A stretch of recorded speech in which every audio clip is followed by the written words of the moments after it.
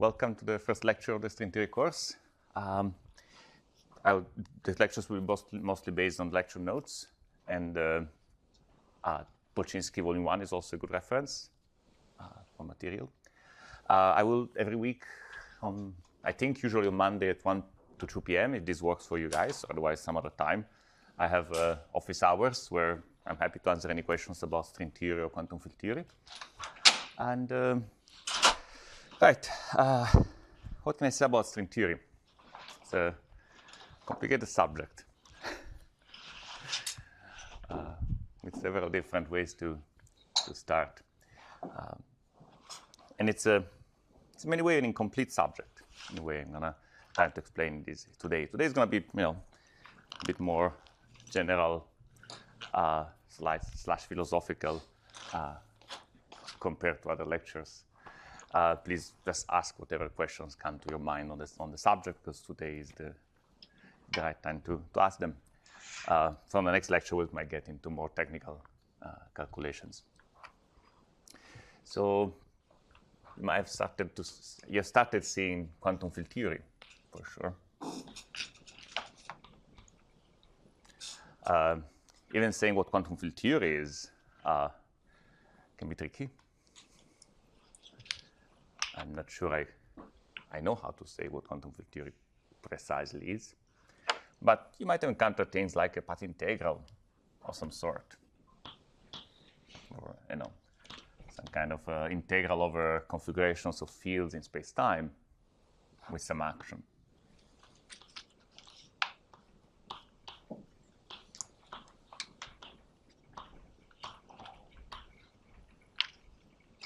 And, well, you can write a path integral doesn't really mean that you're doing something sensible. Making sure that it actually exists and makes sense is tricky. It's sort of required to some degree solve the theory itself. Often it's really a standby for some sort of regularized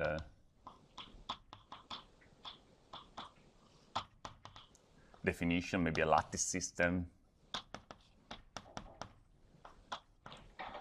Really anything that has some kind of continuum limit.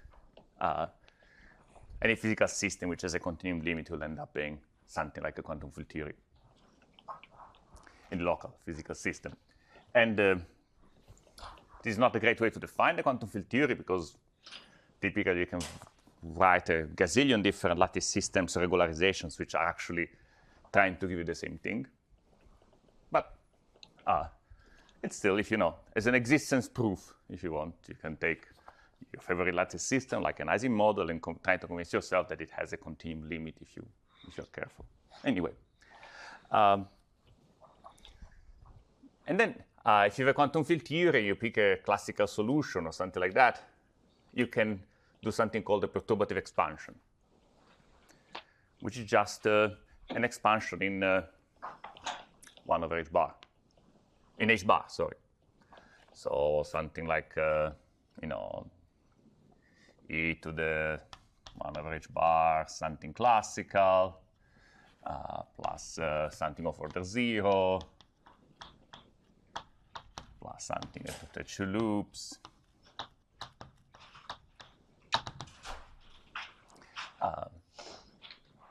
And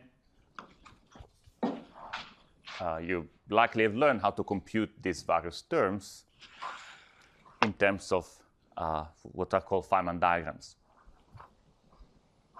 So maybe your classical calculation involves some diagrams which have no loops, and then your calculation in 1 loop may require Feynman diagrams that look like these, and at 2 loops maybe you'll have something like this, etc. I know, I can try to do something more interesting.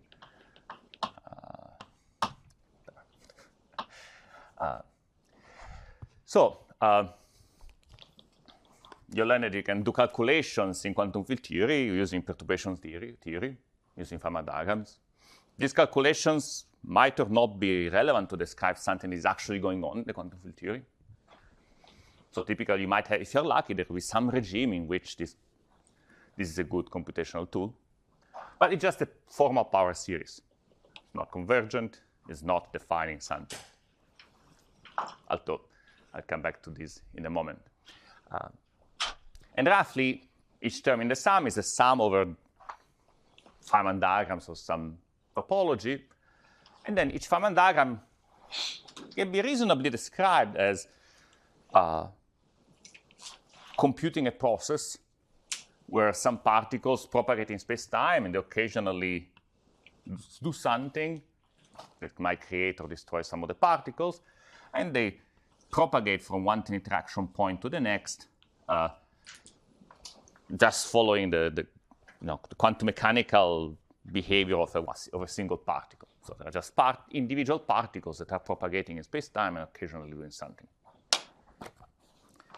So sort of you're summing over histories of a collection of particles doing things. And then, of course, you might totally ask, if I just have these, can I somehow make into a definition? I think the jury on this is still out.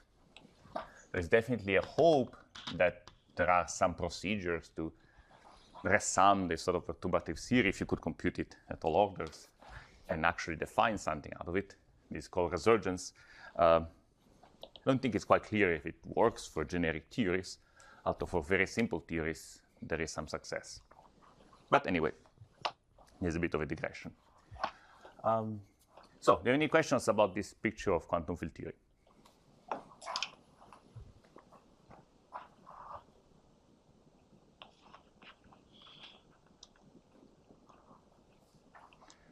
Okay. So, in a string theory textbook,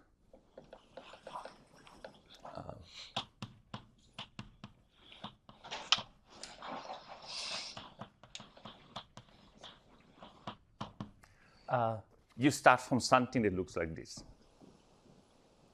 So you don't have a path integral, you don't have a regularized definition, nothing like that. You just say, okay, I find some rules that consistently define some kind of an expansion.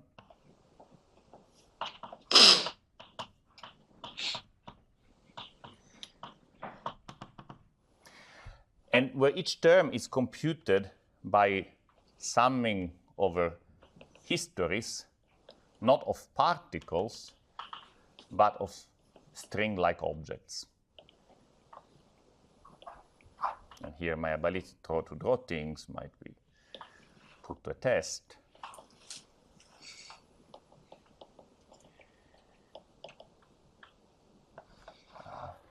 Let's see what I can do.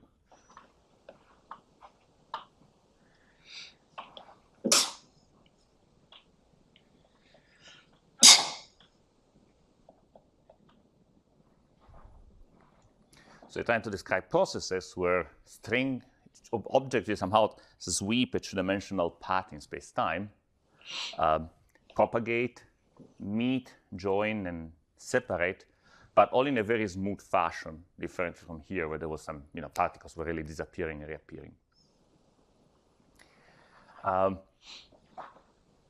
You can make the resemblance between these pictures and these pictures more careful, but for now, I just want to say, okay, there is something. It defines a consistent perturbative expansion. And you might wonder, is this a perturbative expansion of a thing?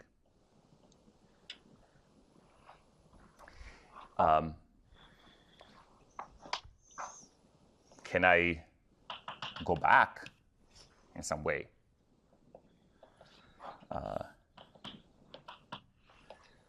Is there a string theory for which this is the perturbative expansion?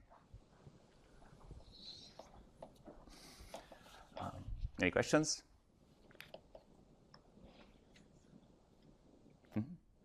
Yeah, I want to ask what current is convergence of this this expansion that we're kind of looking at guaranteed by the self-consistent rules? Oh, it's not convergent. It's not convergent. Yeah, it's perturbative expansion. It's an asymptotic power series. So how is it different from a QFT? It's worse. It doesn't have this. Okay. So as a perturbation theory, it will have some nice features which you like better than features of perturbative quantum field theory in the presence of gravity. Okay. But it's just a perturbation theory. Yes? Since we take this leap to like promote like zero-dimensional objects to one-dimensional objects, why don't we go further? Because we don't know how. Pretty much. Might be possible. But we see some technical reasons for which So we can there is do. no theoretical problem basically. So there is no like intrinsic problem to consider like membranes or something like that. Well, I don't know what to call an intrinsic problem. There is no. Nobody knows how to define an idea of sort of summing over history of a membrane. While we have an idea of how to sum over histories of strings and of particles for a reason that I will describe. But it would be interesting to know if there are some these mathematical reasons for which it's not possible. I don't think that the question has been explored as well as it could be.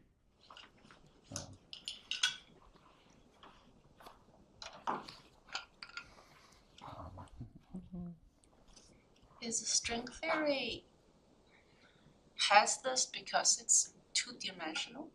Because the thing you draw is two-dimensional, and then is that the difference, or is there something else that makes the membran's word volume even harder to sum? See, in order to sum over histories, you need to sort of have a way to describe the histories. Here, I mean, we'll see in more detail what that means, but I just somehow there is a finite dimensional space of histories or shapes for Feynman diagrams and for the strain diagrams, but the space of shapes for higher dimensional objects is very infinite dimensional, and nobody knows how to integrate all that. I think that's a fair description of the situation.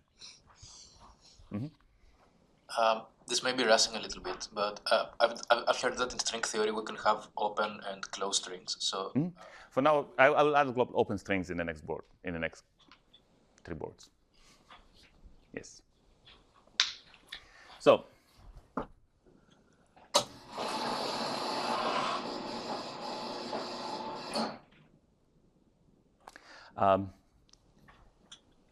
why should we believe that string theory is more than a perturbation theory? There are various reasons. One passes through holography.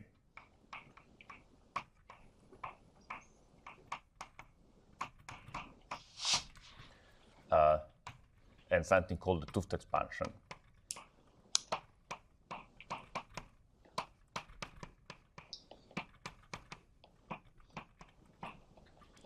So the starting point is a quantum field theory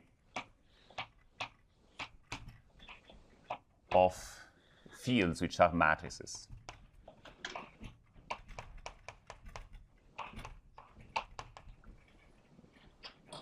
So, schematically, you can write a similar path integral, except these fields are now n by n matrices. And there is an action that perhaps I write schematically as some trace of a function of your matrices. Okay. And then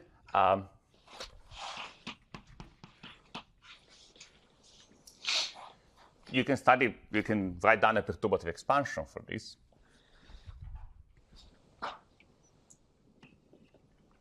But 't Hooft's genius was to observe that any amplitudes you compute in perturbation theory will actually be will contain both powers of h bar and powers of n. So while there we can study an expansion so that where h bar goes to 0,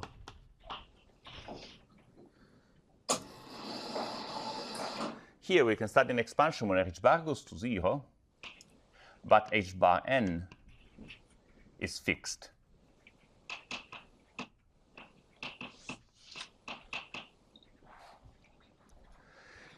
When you do so, you reorganize the perturbative expansion. I will go over the Large N expansion further later on, but I just want to say that the perturbative expansion starts, sorry, I want to say,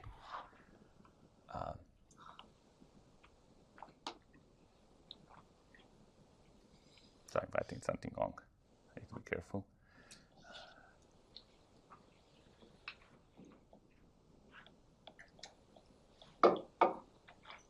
So I'm getting the wrong power there and there. I don't know why.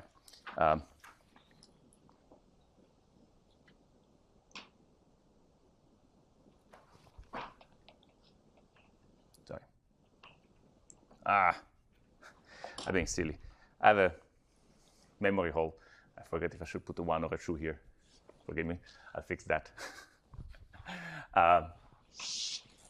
But the point is that your perturbative expansion sort of get reorganized. So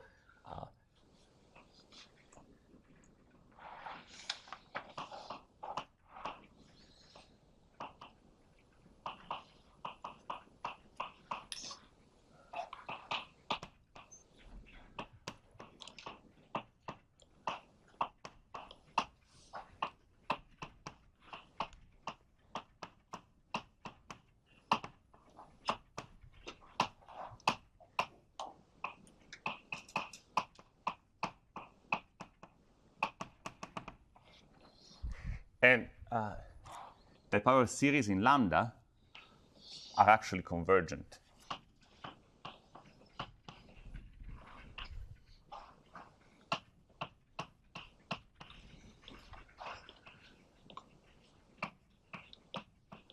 Typically. So you get a new form of power series, and you can argue that these new coefficients behave in a lot of ways like the amplitudes of string theory. There's something called the planar diagrams that I will introduce in another lecture, which allow you to sort of do this identification. So every quantum field theory of large matrices has a special expansion which looks like a string theory. So for a string theory that emerges like that, you can totally go back, meaning you totally have something that produces it. So, right, this is often called holography or has other names, but it tells you that there are a lot of string theories which do have a non-perturbative completion. And then there are a lot of string theories that they do. Pretty much every quantum field theory of large matrices will define such a string theory.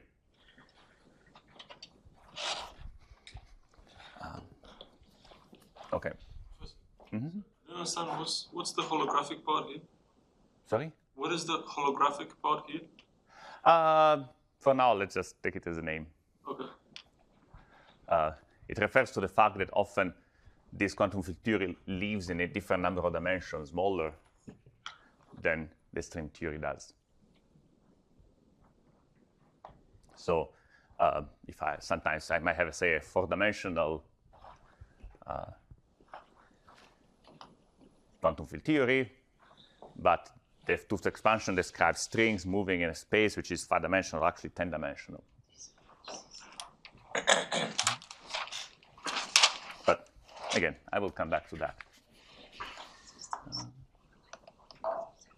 Now, as far as I know, this is the only situation which, until now, we've found where we can confidently say this string theory perturbation series is an expansion of something.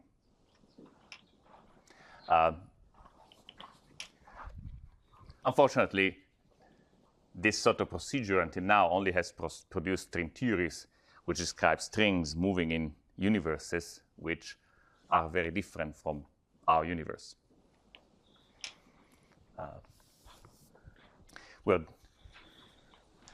what different means is essentially that they have different shape at large distance.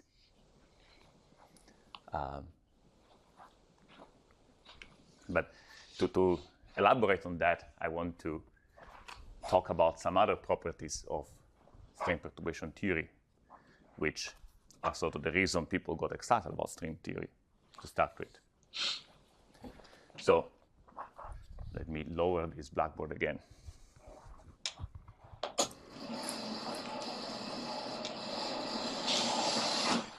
So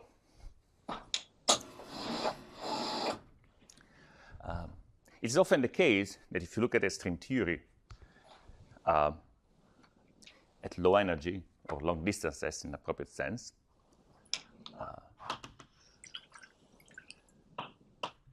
it will resemble a quantum field theory, meaning that these strings-like objects moving around space-time from far away will look like points. The same way as a proton looks like a point, even if it has structure. And the sort of particles that you find include often a graviton.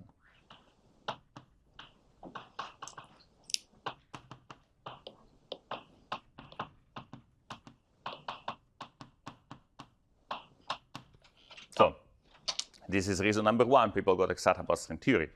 If you can find the completion of string theory and a perturbative definition of string theory, you will have produced something which at low energy has gravity. That is something we are really interested in because our universe at low energy has gravity, and we have no clue of what sort of theory describes our universe at short distances. And here I should put like 15 inverted commas for reasons I'll discuss. Right, so we have no idea how to write theories of quantum gravity in general. Theories which at low energy have gravitons. There are all sorts of theorems that tell us that constructions we are familiar with will never give you a graviton at low energy. And so finding an example where you find gravitons at low energy, it's really exciting. And so, for example, these holography setups tend to give us theories of gravity, meaning that these quantum field theories, although they look like they are quantum field theories, they also, in the different language, describe a universe with gravity.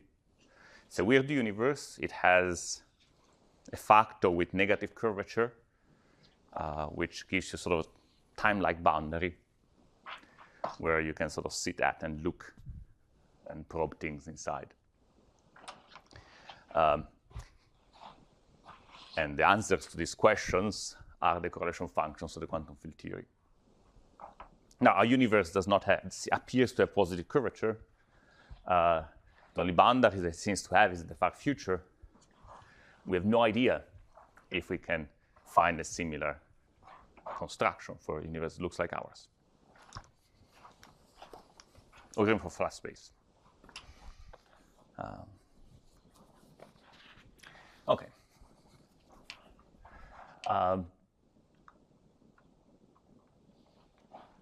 Any questions? As I said, feel free. It's a good time to ask questions. Do we know any string theory that doesn't have that kind of perturbative expansion? This one you mean? Like you said that for all the string theories that have like that ribbon expansion or like world sheet expansion, they can be UV completed because of holography? No, I said that everything that comes from a quantum field theory can be completed by definition because there is a quantum field theory. I don't know any way to define string theory besides something which has a perturbative expansion of this sort.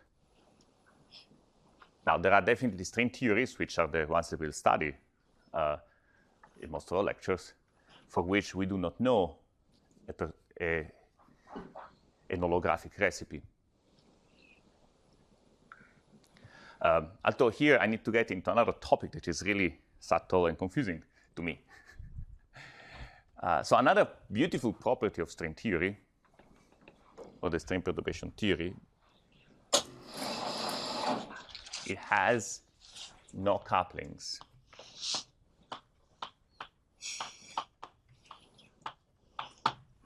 So here in quantum field theory, the couplings pretty much tell you what's the chance that various events, these singular events will happen.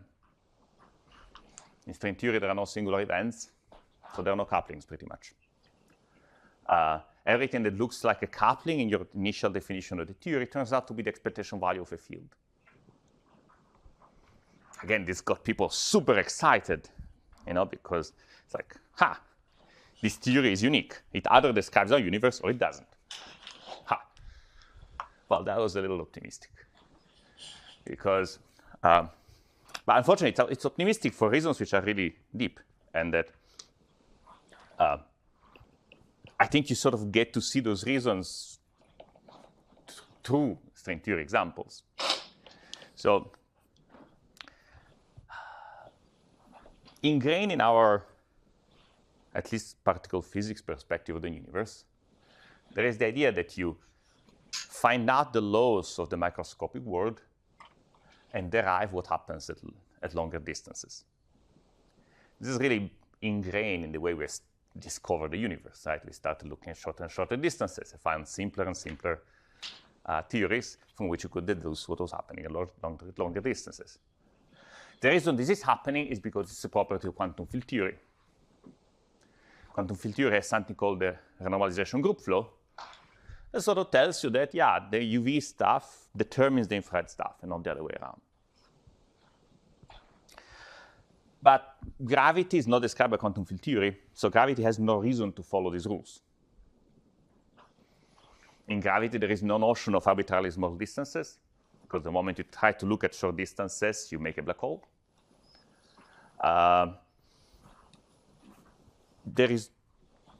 It's very likely that in a theory with gravity, you don't have this sort of flow from short distances to long distances. So for example, the very idea that you find the microscopic theory, the theory of everything, and then derive the universe might be wrong-headed. It's perfectly possible that the large-scale structure of the universe controls your microscopic description or your elementary description of the theory. So, and this is definitely what we see here. On one hand, string theory has no coupling, and whenever you find different ways to define your string perturbation theory, there is kind of a way to relate them. On the other hand, quantum field theories are different. Different theories of large matrices are just different theories. So what gives? Right? On one hand, we have this string theory that really wants to be super unique, no couplings, no parameters. But then the UV completions are legion in holographic setups. And what's going on is that all of these UV completions give you string theories in universes which look different at large scales. So somehow the boundary conditions of your universe, or what not, end up controlling the microscopic definition of your theory, which I find a bit mind-boggling. It's probably the extent of what I can say about it. But, right, no couplings, but boundary conditions.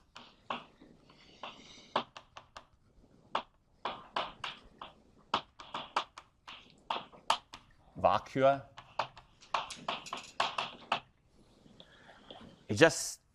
It looks like whenever you work with string theory, what you see, it's dependent of what used to be. In in a very strong way. I don't know how to say it properly. Again, yeah.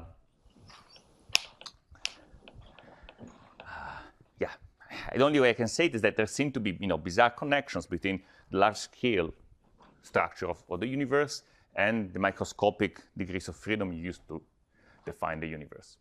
And it might be that it's just a bizarre feature of holography, and there are other non-perturbative definitions that don't have this feature. But having not seen any, I feel a little doubtful sometimes. Professor, could you repeat why this UV-ion mixing should be the why should we have this UV-ion mixing for gravity? Well, because it's not a quantum field theory. So the notion of RG flow is a property of quantum field theory, and things that are not quantum field theories do not have a reason to. I mean, UV-IR mixing is just a way to say, this does not behave like a quantum field theory. Well, no surprise, it's not a quantum field theory. A quantum field theory is by definition, if there is a definition of quantum field theory, is that it's a theory in which I can ask questions about arbitrarily small pieces, small chunks in space-time. I can ask independent questions about the things that are happening at arbitrarily short distances. The moment I try to ask these questions in gravity, I make a black hole and I destroy space-time. So gravity is not a quantum field theory. And yes. Can we say that it is an effective quantum field theory in the IR? You can totally have gravity as an effective field theory. Yes.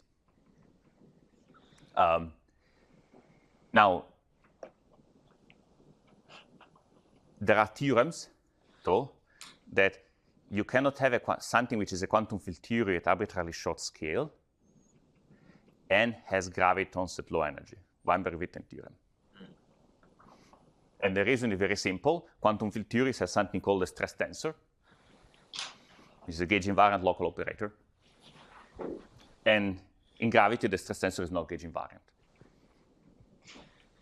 Pretty much. I mean, the theorem at the end is just a way to state this fact.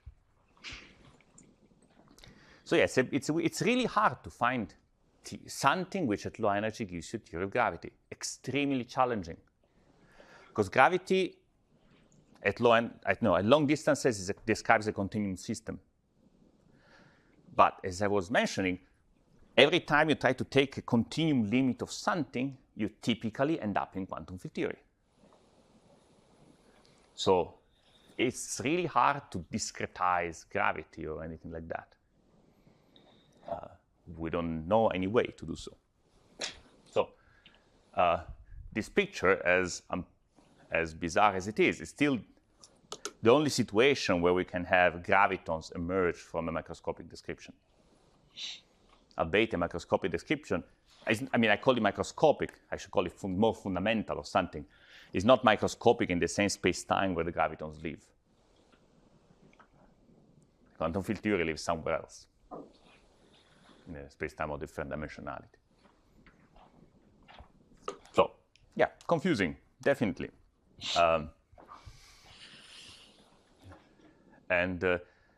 Right, enormous risk of overhyping pieces of the story, especially, I don't know.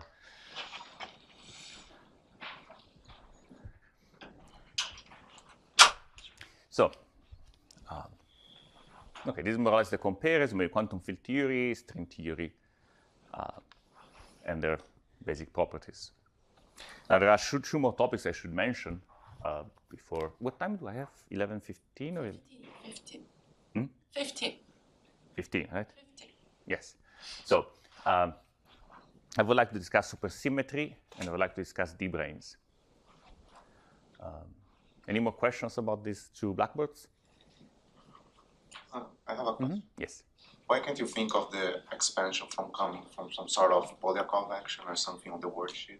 Like, why are you avoiding? Well, that doesn't give you the expansion. That's already here. So the Polyakov action is what you use to describe each individual worksheet.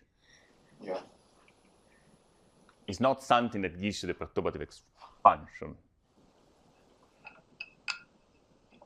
This parameter G is not in the Polyakov action at all. It's like saying, can I use the action of a single quantum mechanical particle moving freely in space-time to define a quantum field theory? Not quite.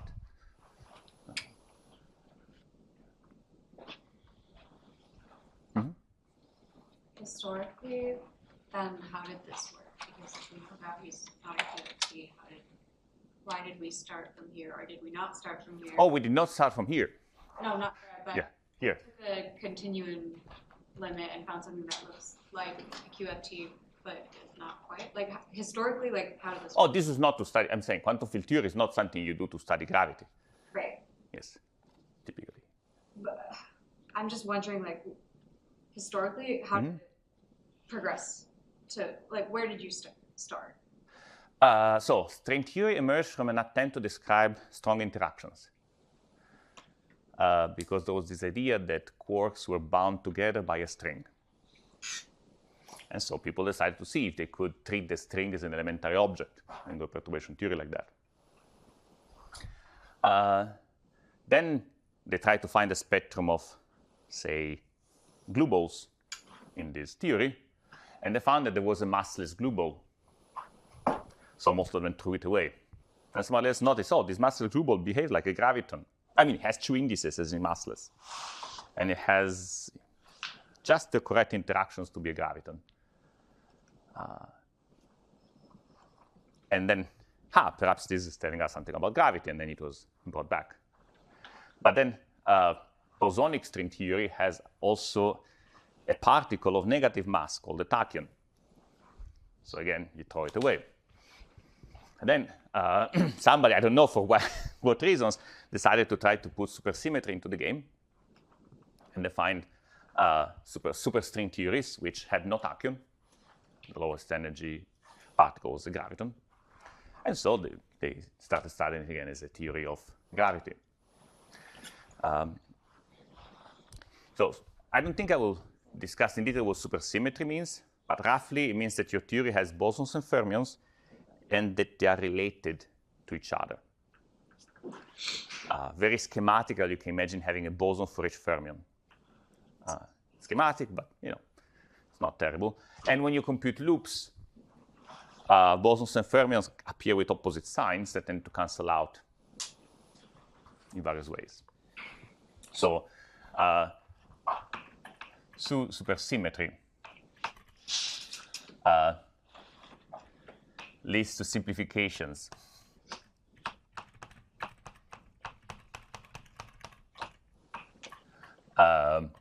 Exact computations.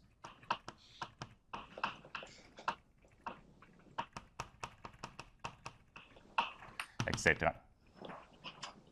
And in supersymmetric strings,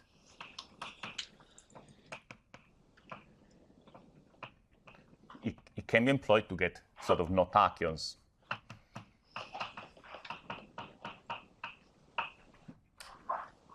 So at some point, people started classifying the supersymmetrics in theories that they could write down. Started producing a long list. Type 2A, type 2B, heterotic,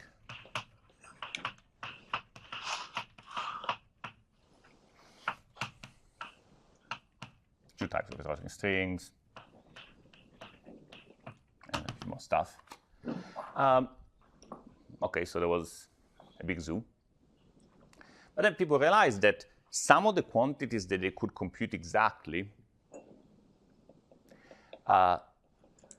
made sense not just as power series, they made sense as just functions of G. Functions which could be continued to values where G was not close to 0. And very often, if you did this exercise, you might end up in a different string theory. So there were sort of dualities, so-called. Like, okay, you had a bunch of perturbative expansions, but it really looked like these were perturbative expansion of some bigger object which had different limits, where string theories were a description. So this was the hint for the existence of some more primitive theory which admits various descriptions. But no intrinsic definition of this more primitive theory is available. And this sort of unicity of the blob idea is still subject to these caveats.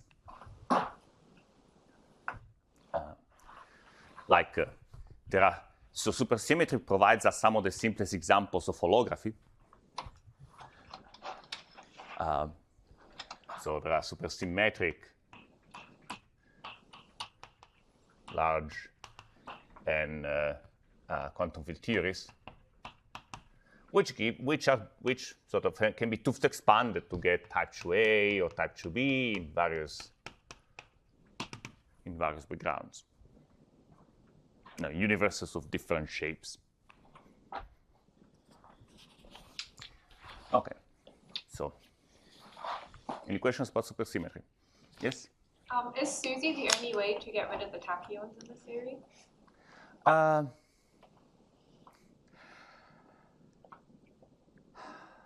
Not clear. Probably not. But getting rid of the tachyons, you still need to sort of have comparable number of bosons and fermions, which cancel out almost exactly in a lot of situations. I think the short answer is I don't know. Yes. I mean, after all, there are a lot of string theories which are not supersymmetric and exist. So the answer must be yes. We just don't know how to do it. Like if you take Yamil's theory, with large number of colors, or that will have some string theory dual, presumably, but we have no idea how to write it down. It will have no supersymmetry for sure. Yes? Can I have fermions in bosonic string?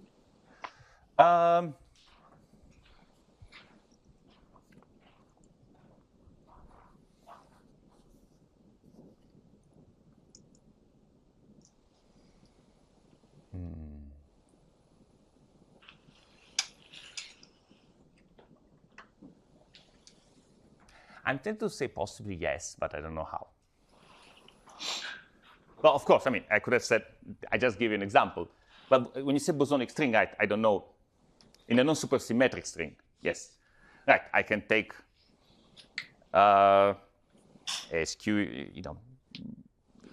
QCD, just quantum chromodynamics, Yamil's theory, coupled to a fermion at large n. That will be a string theory, no supersymmetry, it has a fermion. So probably yes, but just see, there is a terrifying Lamppost effect in string theory, which is, there are so few examples that we know how to define, and we know how to define pretty much because, yeah, okay, I can give you reasons another time. And it's very easy to assume that the properties of these things we know how to define are universal properties of string theory, but probably they aren't.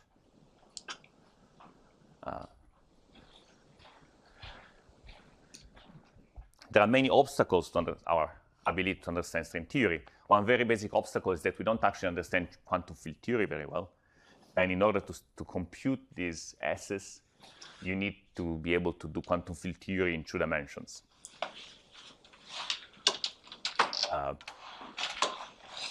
Because the motion of the string in space-time is described by quantum field theory. Now, if the quantum field theory is weakly capped, is free, then we know how to do stuff. But it doesn't have to, and we just don't know how to work with that. Yes?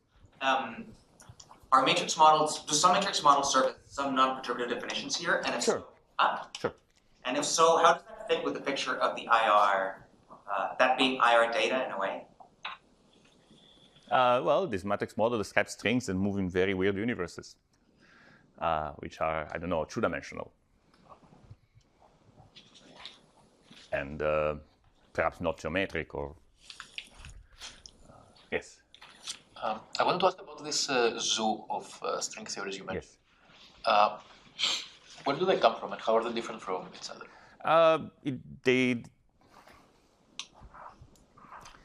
They differ from what are the rules that a string uses to move in the space-time, pretty much.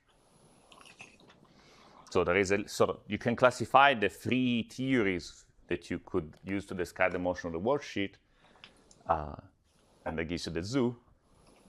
And then there are other theories, which we don't know how to talk about, which presumably could enlarge the zoo. Yes. So I wanted to ask that about it, like free worldsheet CFT. I guess like it's easier to compute some stuff there, but then compactification is hard. So why people don't like non-critical strings to get the at least dimensions correctly? Sorry again. So like people take like critical strings because it's free CFT on the world. Right? Yes. So it's easier to compute some stuff. But then Yes. compactification is terrifically hard to Yes. manage, right? So why people don't like non-critical strings? To get Or also critical strings, but with non-geometric compactifications. That's also something that is my pet peeve. Yeah. and why people don't work on it? Because they don't know how, and so they pretend they don't exist. No, I kid you not. Okay, there is like people that study all the possible Calabi-Yau manifolds. You can put type 2A string theory on and see which particles do we see at low energy. And okay, great exercise, but there was no reason those 6 extra dimensions had to look like a Calabi-Yau manifold. Maybe they're not geometric. Why are you just ignoring that? Because you don't know how to describe the motion of a string in something that is not geometric, and so you pretend you cannot, it's not a thing. Anyway, right, so Lamppost, yes, lots of Lamppost effect. Very unpleasant. So you mentioned here there's some rules that govern how strings move in this space-time. Yes. And that's somehow connected, I guess, to the 2D QFT that Yes. you said that you govern them. So my question is, what data do I need to start doing string theory? So, I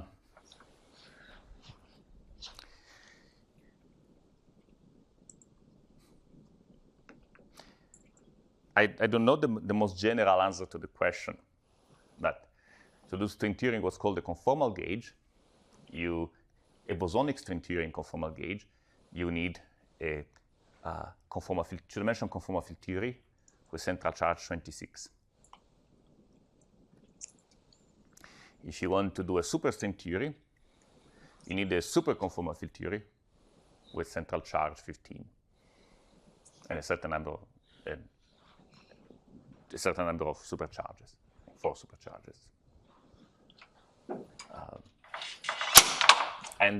Yeah, each, if you give me the data, you can get for free a perturbative expansion of something.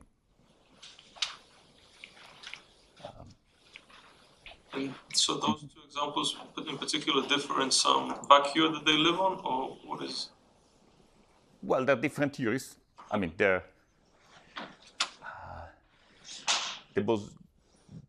bosonic one will be more likely to give you tachyons. But even those words make no sense because unless the CFT has a specific shape, it will not describe a universe where there is flat space. So when I say tachyon, I'm assuming there is Lorentz invariance somehow in the target space, in the space-time the string is moving in. That doesn't have to be.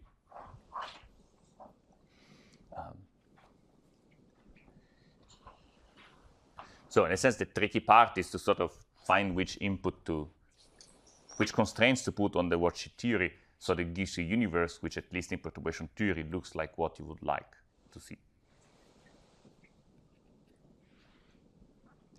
Our knowledge of two-dimensional quantum field theory is improving. There is something called the Bootstrap program, which is very promising. So maybe at some point in the future, we'll be able to say, I want a 2D CFT with these symmetries and this list of low energy, local operators of or some scaling dimension so that my universe has these properties, and then I can make a string theory out of it. It's possible. A perturbative string theory out of it. Now, one of the more tricky aspects is that I said there are no couplings. That includes G itself. So in quantum field theory, the perturbative expansion might or not be valid in certain regimes, but this depends on things like, am I looking at short scale or long scales or things like that. The validity of the perturbative expansion of string theory depends on dynamical considerations which are out of your control. The coupling is like a scalar field. If the scalar field wants to be large, well, your perturbation theory is garbage. There's nothing you can do about it. So supersymmetric string theories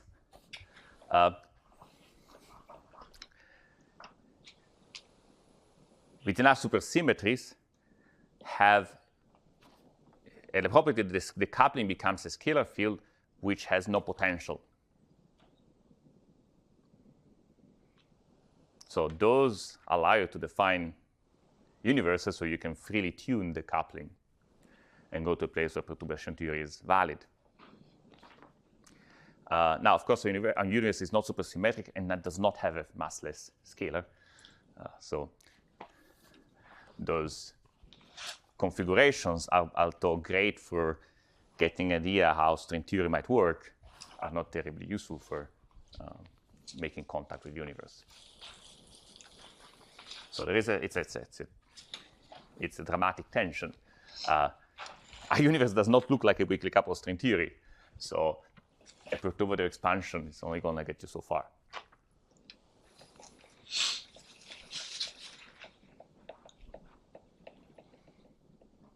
So I think string theory at the moment is more like a tool, same way as supersymmetry in many ways. It's at the moment mostly a tool to see how universes might look like. And then you can try to draw some conclusions from that or some lessons while remaining very keenly aware of the lamppost effect, which is a serious danger. Mm-hmm. You said that our universe is not supersymmetric? Yes, at least that we can see. At least as we can see? Yes. Is that like a close thing? Like, maybe we know that for sure, or it's like we haven't seen how? I mean, you can never know what, in quantum field theory, you can never know what happens at shorter distances, the ones you can explore, pretty much. So it's like saying there are no Smurfs, no microscopic Smurfs in our universe. We don't know, because short enough distances, who knows, right? Because, it's the see, when you study quantum field theory textbooks that are old enough, they get so excited about renormalizability at some point. They say, if you require our quantum field theories to be renormalizable, there are so few terms you can put in the Lagrangian. That's great. It means we can predict how the universe looks like if you assume renormalizability. But they had it the wrong way around. It was more like the only theories which have the property that there is a large scale separation between something else and your theory must look like renormalizable theories. So they were not finding renormalizable theories in the universe because those are better than others. They were finding them because it's the only things, it's what you find if your microscopic theory is very microscopic. And they are the theories which are the best at hiding what's going on at microscopic length scales. Like a non-renormalizable theory will just tell you, I'm going to break down at this scale. Find something else. And the way it breaks down typically gives you hints about what could be above that. But in a renormalizable theory, you have no clue. The theory, in principle, could make sense all the way to arbitrarily short scales. So are all effective field theories renormalizable? No, the other way around, actually. So effective field theories are theories which are working particularly well at low energy, which typically means they work poorly at high energy. The couplings flow, and if they're flowing to something weak in the low energy, it will be typically strong at high energy. So effective theories tend to be infrared free, but not normalizable, non-UV complete. On the other hand, theories like Yang-Mills theory, they are terrible to describe the infrared. Like Yang-Mills theory tells you there are gluons. You never see a gluon. But they can be true at arbitrarily high energy.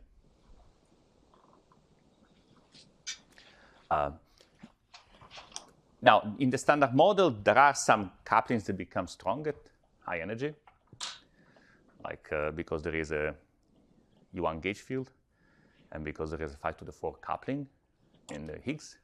So the standard model is a kind of hybrid beast. It sort of lives in the middle. There are some couplings that are going to go bad in infrared, and some are going to go bad in the UV.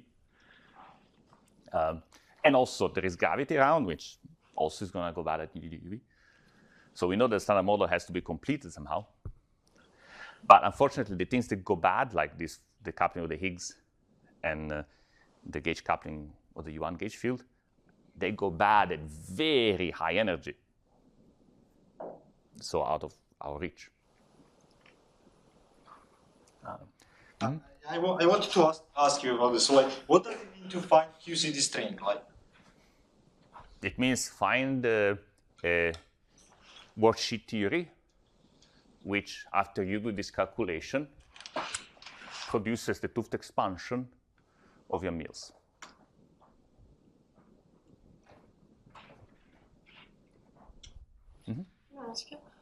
When you gave examples about these QFTs that describe the dynamics of the worldsheet, yes, you said examples that were CFTs. Do you have like examples that doesn't need to be a conformal field theory? That's another of my favorite topics because I don't understand them, so I like them. So, in principle, the worldsheet theory. So when I lied when I said that worldsheet theory is a CFT. So, the worldsheet theory, it's a topological field theory of some very weird type called cohomological topological field theory. And one way to produce such a theory is to take a conformal field theory and somehow kill the stress tensor in a specific way. And that's called the conformal gauge. So the string theory has a conformal gauge when you can find a conformal field theory and then kill the stress tensor to get the worldsheet theory. Now, there are presumably other ways to define worldsheet theories. For example, Pedro Vieira here has been doing a lot of calculations in N equals 4 super Mills and his string theory dual. These calculations use very high power integrability techniques. To the best of my knowledge, there is no CFT there. It's not doing calculations in a conformal gauge. So again, I think it's mostly Lamppost effect. I don't think there is any guarantee or reason to believe that they say the QCD string will have a conformal gauge. So I said worldsheet theory, but it's not clear it will be a CFT with. So okay, you could complain about my optimistic take on the Bootstrap program, that what if the string theory I want does not have a conformal gauge? Yeah, and there I don't know. I need to understand better. So can I bootstrap a topological field theory in the worksheet? I'm not sure. So definitely there are subtleties there.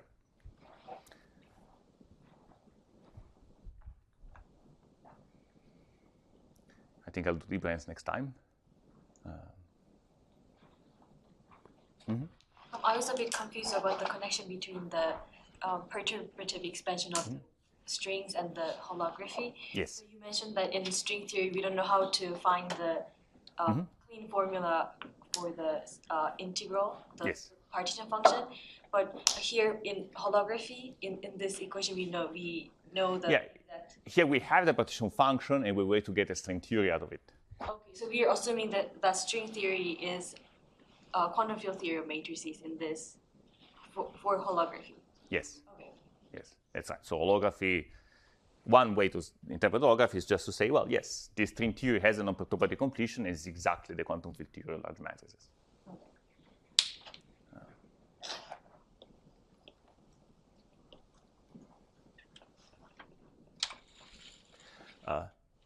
This is not everything that holography might mean. There are other meanings to holography. There are versions, there are holographic things which do not have large matrices, for example, and which are not dual to string theories. So here I should say holography for string theory. That's right, holography, holographic situations where the 't Hooft expansion plays a role.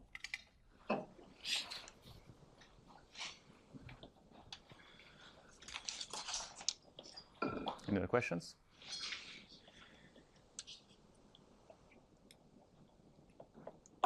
Okay. Well, see you in the next lecture.